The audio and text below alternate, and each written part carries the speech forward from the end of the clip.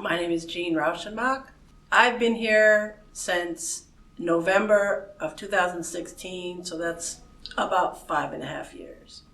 And I've been paralyzed 2 months before that, so I've been in this condition for almost 6 years. There are quite a few things. The biggest thing is that there's not enough staff.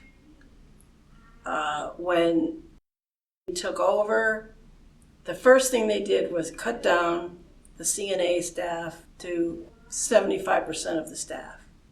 So now we don't have enough staff, and we don't have the consistency of staff because they bring in the schedule, people call off, people don't want to work here because of the short-staffedness. We have agency people that come in, they get paid more, more than the staff does. And they usually do less work. They're less consistent about the work that they do. When they schedule people from these agencies, and we never know who's coming in. We don't know what to expect. Every day I just freak out not knowing who's going to be here. And especially on the weekends, the staff that comes from agency usually is outrageous. This weekend we had 2 agency staff who had never been here before. And they were terrible to the residents, to me, to my roommate. I'm not supposed to know stuff, but I do. I hear it in the hall. The residents talk to me, tell me how horrible it was. And we're not getting what we need. And like I said, the consistency isn't there. When we have our people, they move them around because there may be 1 or 2 staff up here, so they'll haul somebody from another floor who doesn't know the floor. We just never know who's coming. No, you can't reach the support. You can't reach them. The DON and the ADON used to have an office right behind you. There's a wing right there before Building 3. And they used to have offices right there. Staffing used to be there, and the 2, the DON and the ADON, used to be there. Well, they moved them to the front offices over here where they're inaccessible. You can't reach them. They don't answer their phones. The administrator, we've been through 3 administrators. The one we had was great.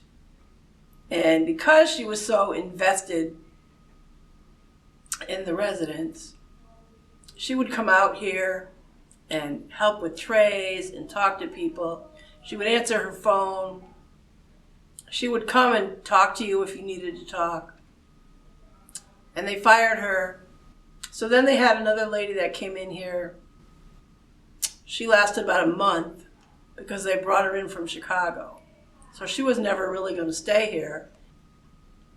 So when she was gone, they hired this other guy, this new one. He said he doesn't like voicemail. And if you want to talk to him, you have to leave a message at the front desk. I know he listens to his voicemail. He says he doesn't know how to do it. But I know he does because his voicemail is never full. And he said to me that he's pretty techno-savvy, but he doesn't know what the password is to get into the voicemail. The ADON moved to the front office and I can't get her phone number. And I haven't seen her but once in the 3 months she's been here. They're not accessible anymore. And the ADON hasn't changed his voicemail. He doesn't really answer it, but I see him out on the floor doing nursing stuff. So I give him something for that. he talks a good line, but I don't know whether he has any authority because Dave, partial owner of this place, and he won't acknowledge my calls or my text messages that I've sent him. And I talked to the ombudsman, and the poor woman doesn't really have any teeth to do anything. Well, I think some of the CNAs are quitting and going to agency because they're getting $20, $25 an hour to work here. And they don't work. They do as little as they can because they may not have to come back here again. We get bad care from them, and I won't say all of them, but a lot. But when we have these random people like last night, you know, they put my roommate to bed 2 hours later than usual, and then wanted to get her up at 5:30 in the morning. And she wasn't having it, but the agency girl just said, I don't have a choice, I have to do it. I have to get you up. If I say anything, I get yelled at for minding somebody else's business. You're just trying to stick up for people you know. Well, she doesn't have anybody to advocate for. The poor woman's, not right in the head. Okay. So it's like lots of intimidation. Kenny is the bomb. He does everything. He does the kitchen. He was doing some of the other places for a while. They got help doing that, but he does the kitchen.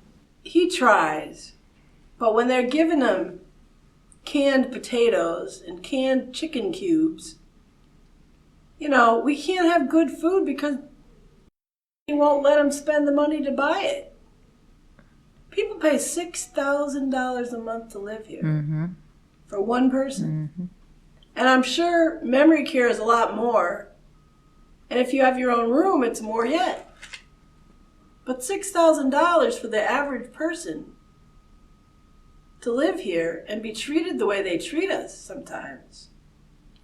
Now, I'll say that the group that we have up on a 4-1, 4-2 today is a pretty good crew. I think they're all our people. And when they have our people who are invested in the residents, you're going to find people are happier. The residents are happier, the CNAs are happier, and when everybody's happy, I don't understand why Dave doesn't see that. He thinks our people are lazy. He has no clue about what lazy is. When these agency girls come in and they just throw people in bed, they don't clean them up, don't wash them up, don't take them to the bathroom all day long. And I mostly know just my roommate. She's the one that, she can be pretty feisty. And she'll forget from 1 second to the next what just happened to her. But she still shouldn't have to be treated the way she's treated. Well, there's trust issues with some of these girls. I don't trust them.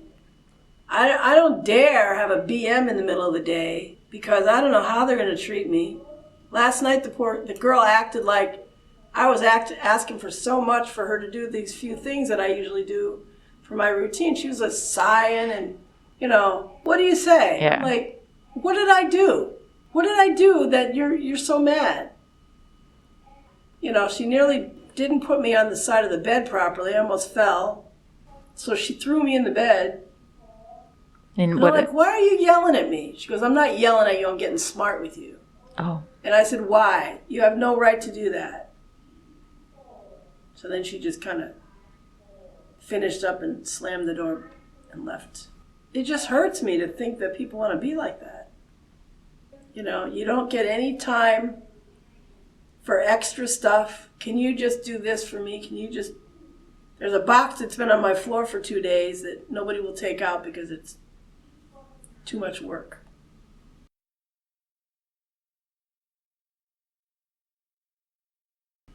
Well, I don't think they're ever going to understand what it's really like to live here because they're not allowed to, see how cares are done. So they're not going to get it. And there aren't that many people, like the one lady that you mentioned earlier that didn't want to come down. She backed out. And she is like one of 3 people in this place who have enough, capacity to speak. But some people just don't want to be negative out loud in front of anybody. We had another lady that lived here, and whenever there was an interview, everything was just great. She loved the place. And then behind the scenes, she was freaking out and mad. And, so we're not getting enough people that will advocate. So another word for advocate around here is complaining. I would like to see the legislation go through that would increase the pay for in-house CNAs and decrease the ratio of people that they have to take care of. At third shift, sometimes there's one girl for 30 people here, having to take care of 30 people. So everybody doesn't get the things they need. Any extras, no water, no snacks for diabetics, no range of motion on legs for me, because there's one person. What are you supposed to do with that? You pay $6,000 to live here, and this is what we get. It's very sad.